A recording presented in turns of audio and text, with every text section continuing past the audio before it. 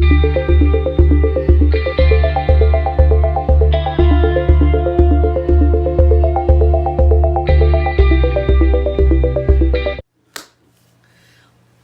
back to Myndology Art. My name is Vicky, and today we are going to be playing around with these. I took a long walk around Walmart the other day and found these in the kids section. Well, the kids coloring section. And I thought they'd look a little fun, especially since I have a child in elementary school. Anyways, I picked up 3 rolls. One's a duplicate that I gave to my kid. And so Creative Grid and dinosaurs. He loves dinosaurs, so I picked up 2 of these. So I thought it would be fun to test out and play with. Anyways, before we get started today, I want to read off these promises that they're saying on the box. So as you can see on the screen, it says sticks to most smooth surfaces. It's patented for adhesive, is safe for most surfaces, meaning it should peel off nice and easy. The sheets are removable and repositionable, meaning it shouldn't lose its stickiness easily. We'll test that out. We'll move it from sketchbook cover to sketchbook cover to find out. It's got easy tear perforation, which you can actually see on the box. It's kind of, they took a photo of a child's coloring and printed it on the box.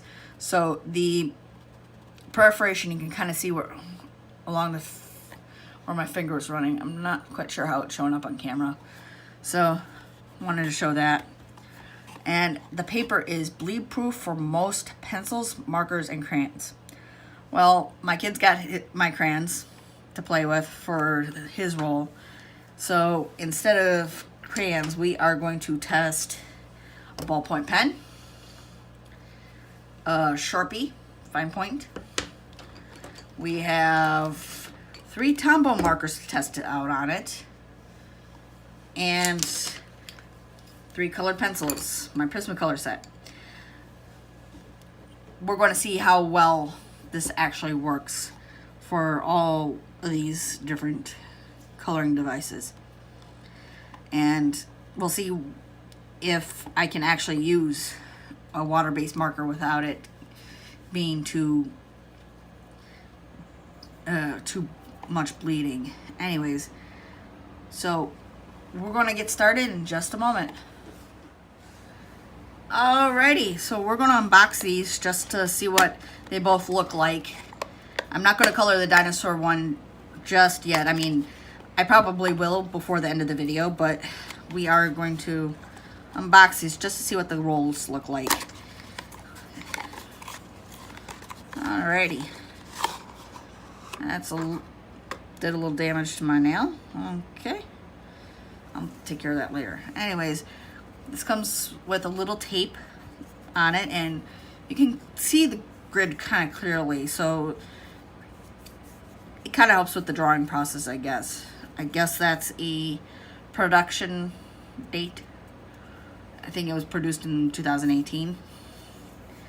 And the yellow tape's to keep the roll down. That itself isn't very sticky either, seeing as it peeled right on up. So, seeing as that was the end of it, let's see what this is. Ooh, that works. So, this is a very long sheet. Dang. I'm probably not going to use all this. I can't even get the full sheet on camera. Alright, I'm going to probably go just trim this real quick, and I will be right back. So I trimmed the sheet in half so it'd be easier to manage. Even I wouldn't be able to manage as big of a sheet as it had.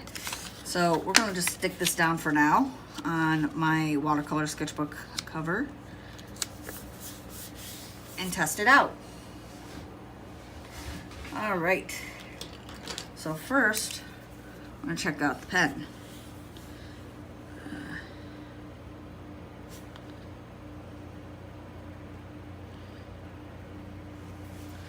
All right, that looks good.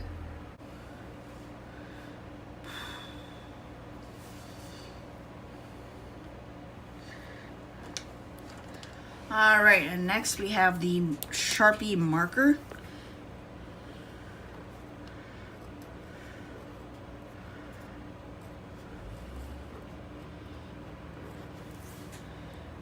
And we will check all the bleeds after this. We are going to then do the colored pencils one at a time. These obviously shouldn't bleed, but I still want to test them out because whenever you get a new thing to test out, you want to test it out on, you want to test a sample of each of the mediums that you're going to use. And then last but not least, we are going to test out the Tombows. We're going to test out both the brush tip and the fine tip. So this one is 985.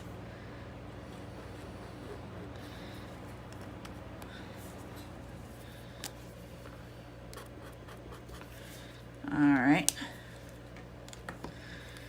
I tried to match up with these colors as best as I could. This one is 845. I do this so that when the writing wears off, I can still identify the marker.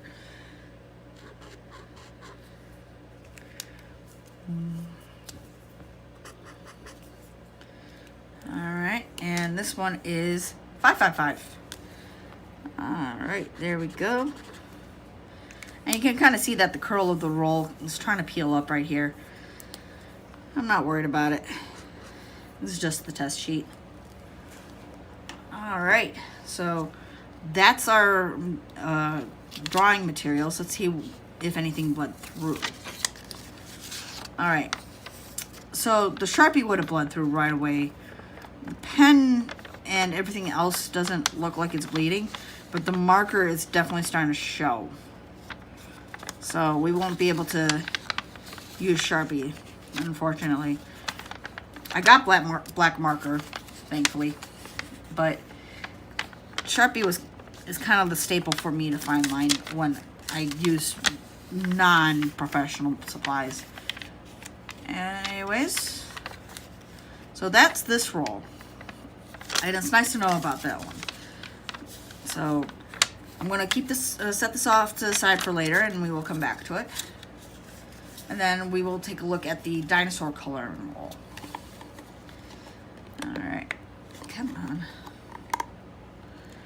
Ah, there we go. Not so much of a struggle. All right. So, same yellow tape.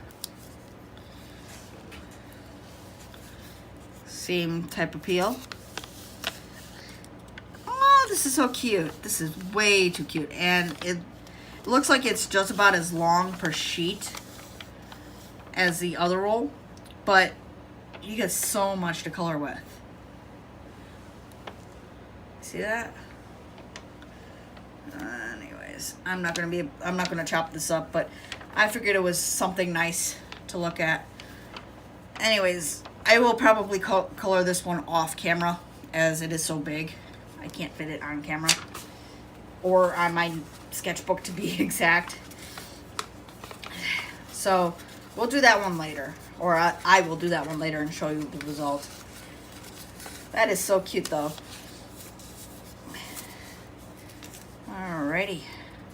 And it does stick back to itself a little bit, but it gets kind of loose every time. I had actually taken this roll out prior just to show my kid what I asked him to do. I asked him, color all the pretty dinosaurs for mommy. I haven't seen it yet, but I hope he did a good job. Anyways, put that back in there for now. Oh, is that the Creative Grid one? Yes, it is. Wrong one. We'll put it back in the actual proper one for now, and we'll get started with the actual art on the other one in just a bit.